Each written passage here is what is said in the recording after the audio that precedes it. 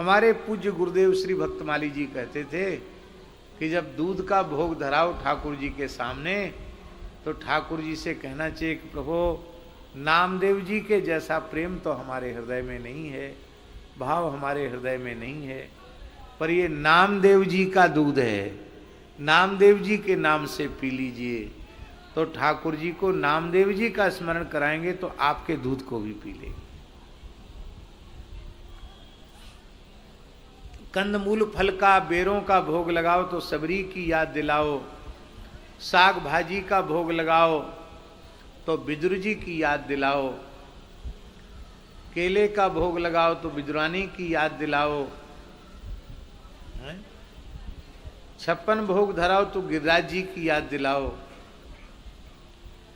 प्रेमी भक्तों की मिथिला की ज्योनार की याद दिलाओ। मिथिलानियों जैसा प्रेम तो हमारे में नहीं है, पर ये मिथिला की ज्योनार है, ये गिरिराज जी की भोग सामग्री है, ये ब्रजवासियों के द्वारा दी गई भोग सामग्री है। ब्रजवासियों जैसा प्रेम हमारे में नहीं है, और आप ब्रजवासियों के नाम से इसको ग्रहण कर लें। विग्रह की सेवा में सिद्धि तत्काल होती है। विग्रह सेवा में सिद्धि तत्काल होती, बहुत जल्दी सिद्धि होती है श्री विग्रह की सेवा में।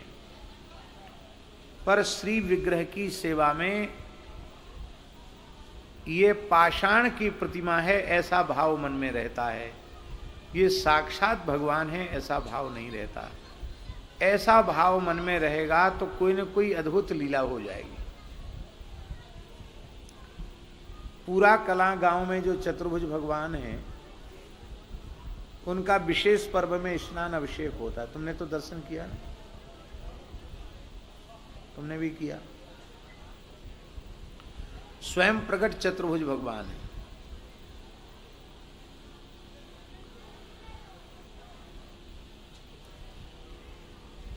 इतने बड़े हैं, इतने चौड़े हैं, वजनदार हैं, एक व्यक्ति उठाकर उनको नहीं रख सकता।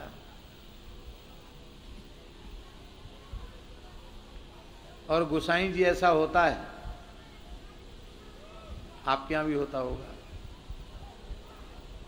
कि पुजारी परिवार में सूतक आ गया तो आपके यहां कौन सेवा करता है? दूसरे गोसाई। वो एक ही परिवार के होने पर उनको सूतक नहीं लगता क्या है?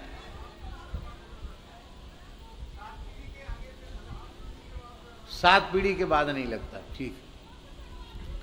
कहीं कहीं मंदिरों में ऐसा भी होता है कि पुजारी अपनी बहन के लड़कों से पूजा करा देते हैं, भांजों से। क्यों?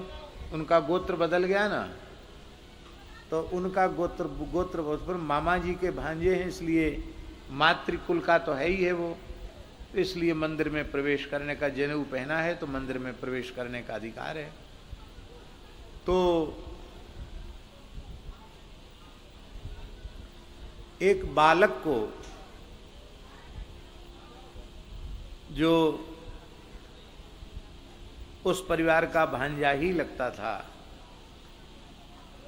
उस बालक को कहा, कोई सूतक वगैरह आ गया था, बोले पूजा करो तुम, ऐसे ऐसे पूजा करना, और बहुत शालिग्राम जी की केवल सेवा कर लेना, आरती कर लेना, भोग लग जाएगा। अपरस की सेवा है वहां।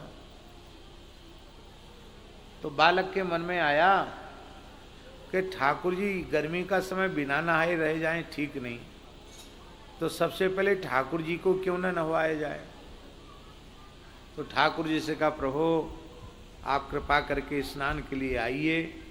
जैसी प्रार्थना करके उठाया ठाकुर जी को, ठाकुर जी फूल जैसे हो गए। इतने विशाल ठाकुर जी हैं कि एक व्यक्ति, जवान आदमी भी उठा के नहीं रख सकता, और एक छोटे से बालक ने इतने बड़े ठाकुर जी को उठा के तांबे की परात में विराजमान कर दिया, बढ़िया से नहवाया, नहा के फिर ऊपर रख दिया, नीचे नया कपड़ा, ऊपर से नई पोशाक। तो सूतक निवृत्ति के बाद पूछा गया कि ये कैसे हो गया? ठाकुर जी को स्नान कराया, तो उठा के कैसे रखा? बोले बस सहज आ गए, सहज ऊपर चले गए। अब यह भाव होता कि ये पत्थर हैं, वजनदार हैं, तो बिल्कुल नहीं उठते, टच से मस नहीं होते। ये साक्षात भगवान है, ऐसा भाव बना तो ठाकुर जी ऊपर से नीचे भी आ गए, नीचे से ऊपर भी चले गए। ये घटना तो कोई बहुत पुरानी नहीं है। विग्रह में ये धातु का विग्रह नहीं है, पाषाण का विग्रह नहीं, ये साक्षात भगवान है, ये भाव हो। हमारे पूज्य धर्म संघ वाले गुरु जी, ध्यान से सुनो, वो ठाकुर जी की सेवा कर रहे थे अंकित जी, और गुरु जी वृद्ध थे, अपने हाथ से ही सेवा करते थे। तो उनके सेवा कुंज वाले घर में मंदिर था, उसमें मंदिर में ऊपर सिंहासन में शालिग्राम जी उठाए। अब वृद्ध शरीर था तो खड़े होकर ऐसे उतार रहे थे, और हाथ से शालिग्राम जी छूट के थाली में गिरे। तो गुरु जी को भय हुआ, ठाकुर जी को बड़ी चोट लग जाएगी। पाषाण सोचें तो चोट लगेगी, पाषाण में चोट क्या लगेगी, ठाकुर जी ये सोचे। तो गुरुजी कांप गए, अब इतने ठाकुर जी को कहीं चोट न लग जाए। तो ठाकुर जी बड़ी तेजी से आए और तुलसी पुष्प का स्पर्श किया उन्होंने, गिरे नहीं, खाली छुआ। फिर ठाकुर जी उठे और फिर से अपने सिंहासन में बैठ गए।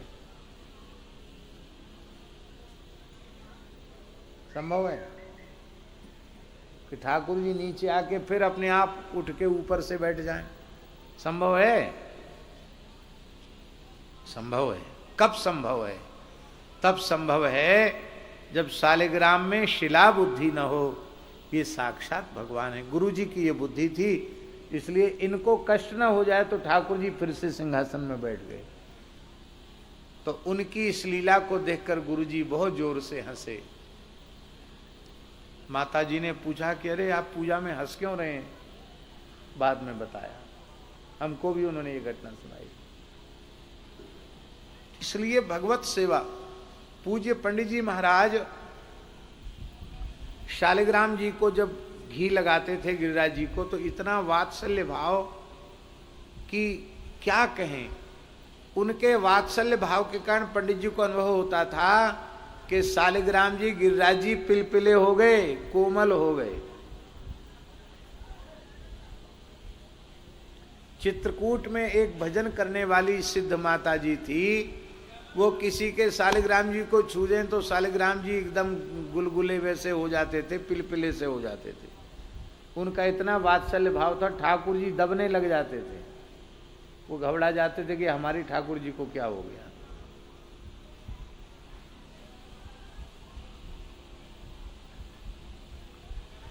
एक बाबा जी जमुना जी में गोता लगाए रहे और अपने लड्डू गोपाल जी को अपनी झोली से निकाल के बिछोना बिछा के और गोपाल जी पधरा दिए। जय जय, थोड़ी धूप सेको, गोता लगा के जमुना जी में आओ तब आपकी सेवा करूंगा। अभी स्नान नहीं किया मैंने, ठीक से स्नान नहीं किया। बाबा जी तो स्नान ध्यान में लग गए। तब तक एक गोपी आई, जल भरवे जमुना जी में, देख के रोवे लग गई। अरे राम राम, देखो लाला के हाथ पांव सबरे टेढ़े है। लड्डू गोपाल तो ऐसे होते ही, देखो हाथ मुड़ गए, कमर मुड़ गई, पांव टेढ़े है गए। अरे राम राम राम राम, अरे निर्दयी बाबा जी, तेने कहा कियो या थैला में ठूस के गोपाल जी को हाथ पांव टेढ़े कर दिए। तो घड़ा तो धर दियो और गोपाल जी को बिछोना से उठा के लाला लाला, हाथ पांव खींचवे लग गई। सूट वो कहने, सूट वो, हाथ पांव सूटवे लगी। ठाकुर जी ने पांव सीधे कर दिया, हाथ सीधे कर दिए, सीधे ठाड़े है गए। अब वो सीधो खड़ो करके चले गई ठाकुर जी को। अब बाबा जी बेचारे आए, स्नान ध्यान करके आए तो ठाकुर जी बदल गए। पहले लड्डू गोपाल जी सब सीधे खड़े हो गए। बाबा रोने लगे, हमारे ठाकुर जी ले गयो और दूसरे ठाकुर जी पधराए गयो। गोसाई श्री विठलनाथ जी आए, बोले न तो दूसरे आए और न दूसरे पधरे, तुम्हारे ही ठाकुर जी हैं। ये गोपी है, जाने तुम्हारे हाथ पांव सूट के ठाकुर जी सीधो कर दियो। अरे महाराज कैसे हो गया? बोले तुम इनको धातु की प्रतिमा मानते हो, इन्होंने साक्षात बालकृष्ण माना। एक और हम उदाहरण आपको देते हैं। एक ब्राह्मण के मन में धन की कामना उत्पन्न हुई, बहुत गरीब ब्राह्मण था। तो धन की कामना से उस ब्राह्मण ने किसी संत के पास जाकर प्रार्थना की कि प्रभु मेरे ऊपर कृपा कीजिए, कुछ आशीर्वाद दीजिए, हम बहुत गरीब हैं, हमारे पास कुछ धन हो जाए।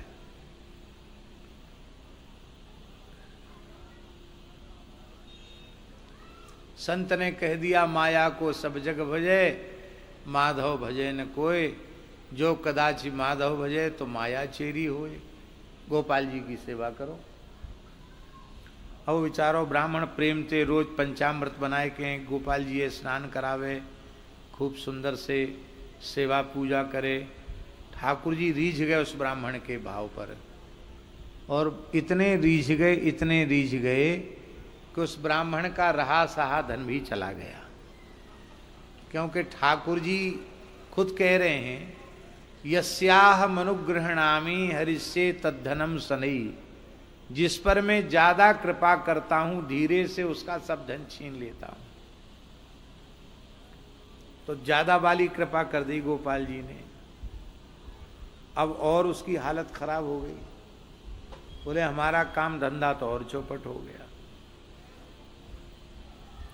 अरे बोले जिन बाबा जी ने गोपाल जी की सेवा बताई वो बढ़िया बाबा जी नहीं, किसी दूसरे बाबा जी पे चलो। दूसरे बाबा जी थे वो देवी जी के भगत थे। देवी मैया खूब पैसा दे, हाँ, क्योंकि लिखा है भागवत जी में, धन की कामना से दुर्गा की उपासना करनी चाहिए। धन की संपत्ति की अधिष्ठात्री देवी है, खूब धन देती है। तो वो दुर्गा जी की उपासना करने लग गए। उसने गोपाल जी थोड़ी ही धन देते हैं, धन तो दुर्गा जी देती है, धन देने वाला विभाग तो दुर्गा जी का है। अब वो दुर्गा जी की मूर्ति पधरा ली, उनको खूब पंचामृत से स्नान करावे, गुग्गुल की धूप दिखावे, नाचे देवी के सामने। और वो लड्डू गोपाल जी थे ना जो, उनको ऊपर ताक में धर दिया, न नहलाना न धुलाना न भोग लगाना, कुछ नहीं। धूल चढ़ रही गोपाल जी के ऊपर, देवी जी की पूजा करने लगे। एक दिन पूजा स्तुति करते करते, धूप आरती करते करते प्रेम में नाचने लग गया, और आरती करके धूप धर दी, और धूप आरती धर के देवी जी की स्तुति करने, न मंत्रम नो यंत्रम तदपि च न जाने स्तुति महो, इत्यादि प्रकार से स्तुति करने लग गया। अब स्वाभाविक धुआं तो ऊपर की ओर उठता है, तो धुआं जो धूपदानी का उठ रहा था वो सीधे ताक में बैठे हुए गोपाल जी के पास जाने लगे। वहीं से खिड़की थी तो वहीं से धुआं बाहर निकलना था, तो गोपाल जी के पास धुआं जाने लग गया। ये नजर पड़ गई उस ब्राह्मण की। ब्राह्मण बड़ा नाराज हुआ, अरे वाह ये बढ़िया रे, धन देने में तो तुम्हारी नानी मर रही थी, और हमारी देवी मैया को सबरो धुआं धूप सूंघे चले जा रहे हो, हैं? ऐसे नहीं सूंघने देंगे, मुफ्त में ही सूंघे चले जा रहे हो। तो वह ब्राह्मण ने कहा कि ओ गोसाई जी, रुई लेके गोपाल जी की नाक में ठूंस दी, बढ़िया ते पैक कर दी नाक। जैसी नाक में रुई ठूंसी, गोपाल जी बोल पड़े, मैं प्रसन्न हूं, वरदान मांग, वरम ब्रूही। ब्राह्मण ने कहा जय जय, इतने दिनान सेवन तक सेवा करी तब तो रीझे नहीं, आज नाक में रुई ठूंसने पर कैसे रीझ गए? बोले अब तक तब तक तुमने हमको पीतल की प्रतिमा माना, लेकिन आज तुम्हारे मन में आ गया कि मैं सूंघता हूं, बस इसी भाव पर मैंने रीझ कर प्रकट होकर के दर्शन दिया।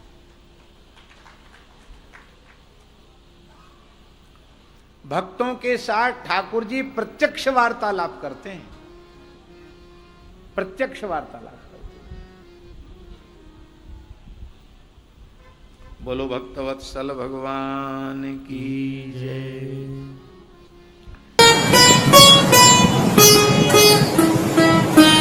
श्री सीताराम प्रतिदिन सत्संग एवं दर्शन के लिए श्री महाराज जी के ऑफिशियल चैनल को जरूर सब्सक्राइब करें।